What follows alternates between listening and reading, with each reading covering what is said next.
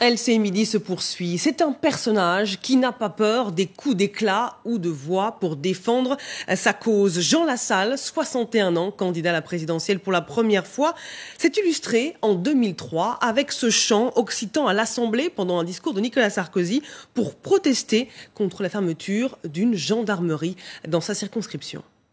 Regardez. Lassalle, asseyez-vous! Asseyez-vous! Asseyez-vous! En 2006, il met sa vie en danger en faisant une grève de la faim très médiatisée qui évitera une usine d'être délocalisée. En 2013, le député parcourt 5000 km à pied, plus de 8 mois de marche à la rencontre des Français. Comment ce Tour de France a-t-il nourri son programme? Que propose-t-il pour, je cite, retaper la France? On va poser la question à sa porte-parole, Céline Alléaume. Bonjour. Bonjour. Merci d'être avec nous sur LCI. Jean Lassalle, c'est un personnage atypique, très populaire. Comment expliquez-vous que son capital sympathie ne se traduise pas dans les intentions de vote? Il est estimé à 0,5%. Alors, d'abord, Jean Lassalle, c'est bien plus qu'un homme de coup. C'est, pour résumer, un paysan intellectuel dans cette grande tradition française. Et Jean Lassalle, si vous voulez, a déclaré sa candidature en mars 2016. Aucun média, sauf quelques exceptions comme votre plateau, n'a accepté de le recevoir pour expliquer sa démarche. Au-delà de la grève de la faim, au-delà de la marche à pied, qui effectivement a été un moment fondateur, Jean Lassalle, c'est un visionnaire pour la France et c'est surtout quelqu'un qui replace les grands débats au centre de cette élection présidentielle qui ne dit rien à personne. Alors, pour répondre à votre question, aujourd'hui, on entend que 40% n'ont pas pris leur décision. Nous sommes au cœur des communes et villages français. Tous les jours, nous avons des remontées de signaux encourageants qui montrent que dans ces gens-là, beaucoup s'apprêtent à considérer la candidature de Jean Lassalle comme la réponse aux besoins du pays. Mais justement, vous l'avez dit, 4 Français sur 10 ne savent pas encore pour qui ils vont voter. Écoutez ce que disait Jean Lassalle hier en déplacement à Marseille. Surtout de la colère que je détecte. Une colère et une rage froide. Il y a des chômeurs partout. L'agriculture qui s'écroule. Et vous avez 3 ou 4 pimpins qui racontent n'importe quoi. Et on ne parle que d'eux. Et avec ça, vous trouvez étonnant qu'on ne sache pas pour qui voter? Moi, pas du tout. Moi, je trouve que c'est plutôt une réaction saine. Qui sont ces pimpins qui racontent n'importe quoi? Ils visent qui? Je crois qu'ils visent les structures politiques françaises qui montrent clairement leurs limites. Le bilan de la majorité sortante est proche de la catastrophe. On vient d'enchaîner 2 mandats de scandales, de faits divers. Une absence totale de débat organisé par le pouvoir central. Les pimpins sont, je crois, tous bien repérés par les Français aujourd'hui. Jean Lassalle veut libérer la France, je cite, de l'oppression financière. Ça fait d'ailleurs penser à l'occupation financière de Jacques Cheminade. Il dénonce les ravages d'une Europe sans projet politique, sans démocratie. Comment veut-il procéder pour refonder l'Europe? Il faut que la France retrouve un espace politique et économique. Quand la France va bien, en réalité, ce sont ses voisins européens qui vont mieux. Nous voulons donc développer l'Europe des nations. Jean Lassalle, président de la République, parlera avec l'ensemble des chefs d'État européens qui le souhaiteront pour participer de cet effort de guerre au service de la paix. Il s'agit d'une part de positionner la France en force mondiale de la paix, en protection des Européens, et d'autre part également de redonner aux Français les moyens financiers de se reconstruire. Quand vous dites Europe des nations, c'est un concept qui ne parle pas à tout le monde. Est-ce que vous dites qu'il faut que la France retrouve aussi un peu plus d'indépendance au sein de l'Union européenne? Non, ce que nous disons aujourd'hui, c'est que les institutions européennes ont atteint leurs limites en termes de fonctionnement, et donc il est attendu un leadership des chefs d'État, plus que de la bureaucratie dans des tours de verre à Bruxelles. Si on prend l'exemple de la politique agricole commune, elle est entièrement décidée à Bruxelles ou à Paris. Tout ça est très très loin du terrain. Et donc nous disons simplement que la France doit retrouver des marges de manœuvre dans la mise en œuvre de ces grandes politiques. Je voudrais dire un exemple, votre journal le citait tout à l'heure. Nous ne pouvons plus accepter en termes de société que des agriculteurs gagnent moins de 350 € par mois. Nous ne pouvons plus accepter que 200 fermes terminent leur activité chaque semaine. Et c'est pour cela que Jean Lassalle s'engage sur un programme Campagne de France, Commune de France, Agriculture de France, grande cause nationale.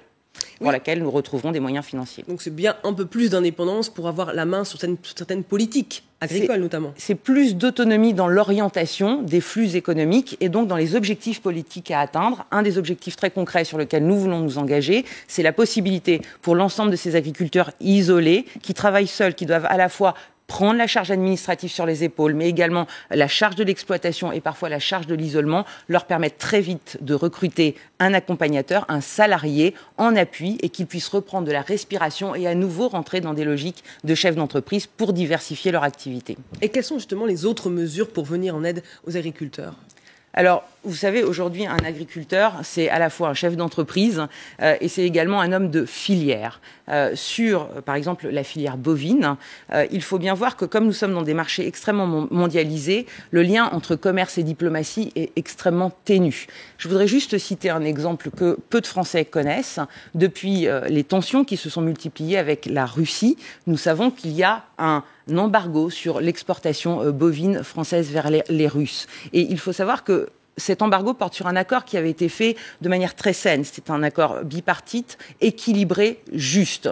Avec la perte de l'exportation bovine vers la Russie, c'est tout un chiffre d'affaires et un affaiblissement de la filière dont ils n'ont pas besoin. Nous disons donc clairement qu'il faut qu'en chef de l'État, aujourd'hui, nous apprenions à dissocier les enjeux diplomatiques et les enjeux commerciaux. Il faut redonner un espace. Ça veut dire que vous voulez arrêter les sanctions contre la Russie qui sont liées au dossier ukrainien ? Ça veut dire que nous voulons arrêter de laisser la France soumise aux injonctions américaines. Ça veut dire que nous voulons retirer les forces armées en opération extérieure française pour redéployer la diplomatie. Et sur le dossier russe, vous ne répondez pas à la question. Mais redéployer la diplomatie, c'est précisément éviter de tomber dans des imbroglios, si vous voulez, géopolitiques qui, on le voit dans l'actualité ce matin, concernent essentiellement les Américains et les Russes, mais dont la France est largement absente. Et c'est donc concentrer la diplomatie française au service de ses intérêts. Donc les sanctions financières contre la Russie, on les arrête, on les suspend ? Il faut être nuancé. Quand vous avez un accord historique sur la filière bovine qui fonctionne bien, il n'y a pas de raison d'aller sanctionner nos propres agriculteurs et nos propres filières. Dans ces cas-là, c'est la double peine. Il faut sortir. C'est une sanction qui a été établie par les pays européens. Donc si concrètement Jean Lassalle arrive au pouvoir, il dit aux autres pays européens qu'il faut lever les sanctions contre la Russie. C'est une sanction qui est établie dans un cadre plus large de rapport de force guerrier entre les États-Unis, les Russes et la poussée de la Chine, dans des plaques tectoniques géopolitiques extraordinairement complexes, desquelles nous disons que la France a perdu la main. Et donc, en perdant la main diplomatiquement, en perdant la main géopolitiquement, nous avons également perdu la main sur notre capacité à avoir des réponses progressives et mesurées au service d'abord de nos intérêts. Alors vous parlez justement de la politique étrangère. Jean Lassalle a fait partie de la délégation de députés reçue par Bachar el-Assad. Il a déclaré qu'il n'était pas sûr que le président syrien ait bombardé son peuple en référence au bombardement de Ghouta en 2013, malgré le rapport de l'ONU qui met en cause le régime. Après le raid récent sur Khan Sheikhoun, un raid attribué au régime syrien, en est-il toujours convaincu et est-ce que vous considérez que Bachar el-Assad reste un partenaire acceptable ? Je suis obligée de corriger les informations qui sont véhiculées. Jean Lassalle, dans le cadre d'une émission hautement polémique, a simplement répondu à un journaliste dans le cadre d'une émission qui a été coupée, montée et trafiquée sur le fond, qu'il se questionnait comme un grand nombre de rapports internationaux sur la question des armes chimiques. Il n'a jamais mis en question le fait qu'il y ait eu des bombardements sur Alep-Est. Mais il se pose et la question confusion est venue du montage de l'émission. Donc il faut être très précis. Mais donc, il n'y a jamais eu de doute sur les bombardements à Alep-Est. Il y a eu un questionnement, comme nombre de rapports l'ont mis sur la table, sur la question des armes chimiques à partir de 2011 jusqu'à la période récente. C'est cette question-là qu'il a posée. Mais les armes chimiques ont bien été utilisées. Le rapport de l'ONU l'atteste. Donc qui les a utilisées si ce n'est pas le régime syrien ? Exactement. Il y a d'autres rapports qui indiquent également que tout ça est largement discutable sur la provenance de ces armes. Donc, il a dit sur ce sujet-là que son rôle n'était pas d'être juge à La Haye, que son rôle et le sens de son déplacement était celui d'un député dont la mission inscrite dans nos institutions et de pouvoir auditer le travail gouvernemental. Il a donc voulu ouvrir le débat sur les raisons de notre présence française en Syrie, militaire, alors que dans le même temps, nous avons fermé notre ambassade et nos consulats sans nous donner les moyens d'accompagner précisément tous ceux qui voulaient travailler à la paix, donc pour vous, à la Bachar restauration de la el-Assad paix. n'est pas un dictateur qui bombarde aux armes chimiques son peuple. Je ne sais pas ce qui vous permet d'affirmer cela. Je vous pose la question, c'est la position du chef de l'État actuel, par exemple, des États-Unis.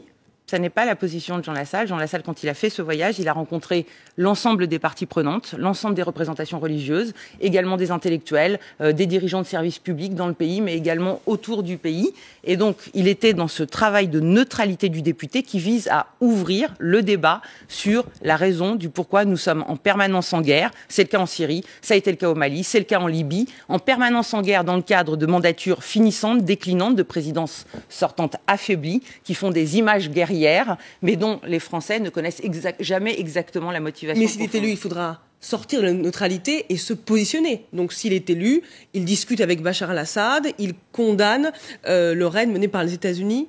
Alors, quand il est élu président, il retire immédiatement les troupes au sol et il réinvestit le champ diplomatique. Quand vous réinvestissez le champ diplomatique, nécessairement, vous parlez dans un premier temps avec tout le monde. Car si vous reproduisez ce que nous avons fait collectivement à l'échelle internationale sur la Syrie, vous commencez dans ces cas-là d'abord par diviser et ensuite il est impossible de sortir du conflit. Jean Lassalle, c'est un amoureux des processus de paix. Et pour qu'il y ait paix, il faut qu'il y ait dialogue continu. Qu'ensuite, il y ait des enquêtes internationales sur les fautes, que ces processus-là soient respectés de bout en bout, que l'ensemble des rapports incohérents entre eux soient mis sur la place publique et qu'il y ait des arbitrages. Ça n'est pas le rôle d'un député, ça n'est pas non plus le rôle d'un président de la République, c'est le rôle des organisations internationales. Et dans ces cas-là, Jean Lassalle prend acte, bien sûr, des décisions établies de manière transparente, ce qui n'a pas été le cas depuis 2011. Il nous reste moins d'une minute. C'est la dernière ligne droite pour les candidats. Il reste 10 jours avant le premier tour. On sait que Jean Lassalle, comme d'autres candidats, dort très peu. Est-ce vrai qu'il carbure au steak frites banane ? Surtout aux bananes, avec beaucoup d'eau, c'est vraiment un athlète. Vous savez qu'il a été rugbyman, jeune, il garde cette hygiène extraordinaire, il a une grande capacité de concentration, une grande capacité à rencontrer énormément de personnes différentes tout en ayant un dialogue avec chacun d'entre eux. Jean Lassalle, c'est d'abord l'humanité au cœur de la campagne, l'humanité et l'intégrité, et je crois que cette image-là est en train massivement de se répandre dans nos territoires, au cœur de nos populations, et vous allez voir, dans 2 semaines, dimanche, une grosse surprise qu'aucun sondage n'est réellement en mesure aujourd'hui de faire voir, puisque Jean Lassalle n'avait jamais été mesuré, il ne l'est que depuis 10 jours, et on sait très bien que les sondages ne marchent absolument pas à 8 jours avant un premier tour. On a compris que vous étiez confiante. Merci Céline Alléaume, porte-parole de Jean Lassalle, d'avoir été notre invitée dans LCI Midi, et vous, restez avec nous, l'info continue sur LCI.